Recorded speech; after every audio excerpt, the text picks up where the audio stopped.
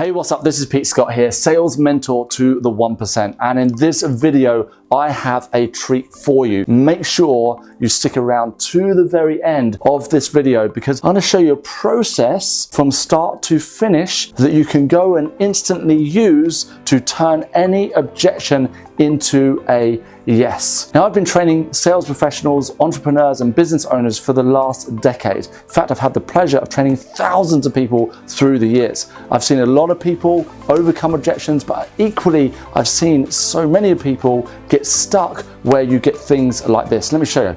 I need to think about it. I've got to speak to the boss, the wife. I think I've tried something like this before. It didn't work. I like it. I really like it. But I'm just thinking, why are we here again? I still need to think about it.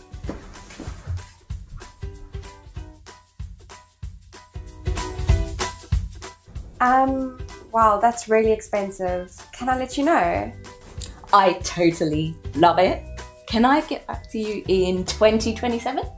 Now, I'm certain you can relate to some, if not all, of those objections. And isn't it frustrating running a business or working in a sales role, feeling that half the people you speak to, if not more, are giving you objections like, I need to think about it, I've not got the money, can I ask the husband, the wife, the dog, the cat, or even the goldfish?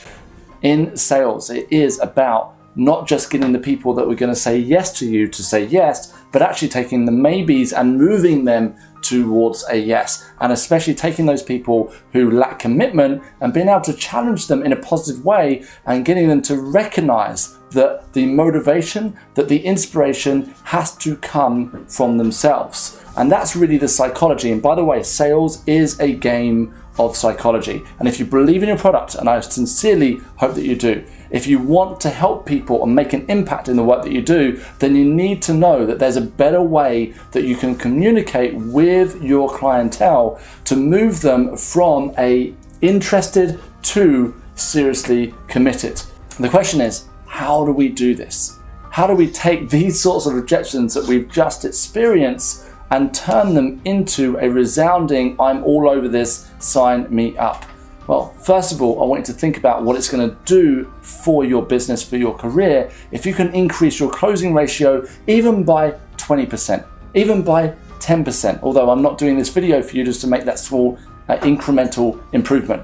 I'm here because I want you to step up seriously and be able to close 70, 80, even 90% of your clientele. So imagine what that's going to do for you if you're closing at that type of number. So over the years, I've been working with so many companies, and one of the main things that I do is state to them that to remember, and this is what you need to remember as well, that your clients, your customers were not dragged to you. You didn't grab them by the hair, handcuff them, and then say, you're coming with me to buy my products. They made a decision to see you in the first place. Everybody you see, everybody you speak to over the phone, it's their decision to continue that discussion. In other words, and I've been saying this for a long time, once somebody walks through the door, they are already a resounding yes. It is only your job to make sure that that yes manifests into a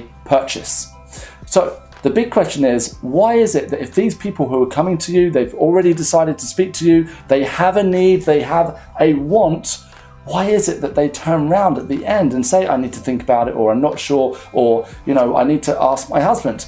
Well, the reason for it is because, number one, we end up giving them the power. And in sales, I hate to say it, it is about maintaining the power in the conversation. It's not about being overpowering, but it is about maintaining that control and power during the conversation. So you need to, first of all, have that psychology and that certainty within your own mind that, hey, at the end of the day, this person has come to me, not the other way around. Sure, you may have gone out there, you may have hustled, you may have ensured that you inspired that person to meet with you, but when that decision is made for them to have a meeting with you, now it's their decision. It's crucial at this stage that if somebody is giving you a lot of objections and you've done all the work, you've qualified them at the beginning and they're still giving you these objections, at this point, here's my one tip for you. The one thing, and if you do this, I promise you, and if you do it in the right way, it's going to increase your closing ratio. It is to quite simply take that individual back to the original reason why they came to see you. So let's paint this picture right now. You've got a client in front of you. They're going to buy your biggest solution that you have, thousands of pounds, and you've brought them all the way through your sales process. You're in the final moments. They look at you and they say, oh, it sounds a bit expensive. Now from there, of course, you agree that it is expensive. Never, ever disagree. There's a bonus tip for you. But at that point, if they keep giving you the same kind of objection, or they start to be around a little bit flaky and they're not just getting to a point where they're going to be signing up, you bring them back to their original goal. So you state something along the lines of this. You say, you know what? I know that you came to see me for a specific reason. Let's go back to that reason now. You walked in the door, you sat down here because you want something in your life or your business to be better. Let's revisit that and ask how valuable, how important that is for you.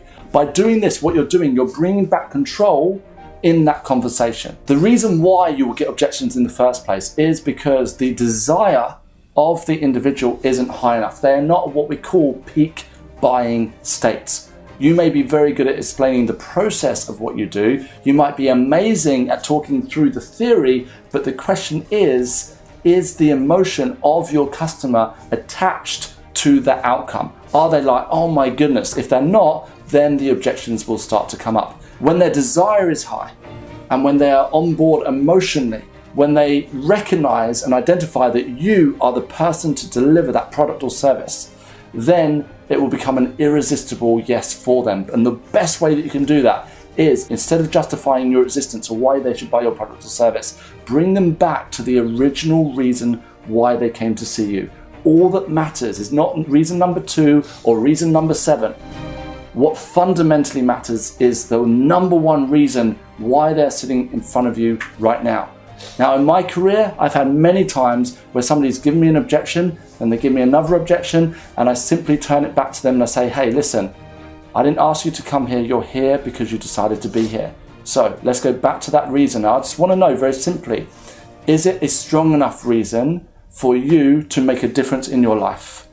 And by bringing it back to them, that gets them to think. In sales, it is all about getting your customer to think differently to when they first met you. If they're still thinking on the same level, then the chances are, if they're at the think about it level or simply the interested level, then they're going to walk away at the think about it or interested level. Your job is to raise them from here to here.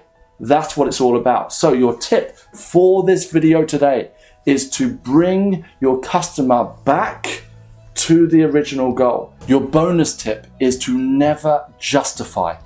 98%, I really mean this, 98%, the majority of people, when they're selling a product or service, when they reach an objection, they revert back to justifying their existence, justifying why their customer should buy that product. They relist the features, they relist the benefits, and instead of that working in their favor, and of course, logically you think if you explain yourself better, then of course that will convince that person to say yes. But in actual fact, psychologically, it does the opposite. It means the power transfers from you as the seller over to the buyer, and now their objection is in control.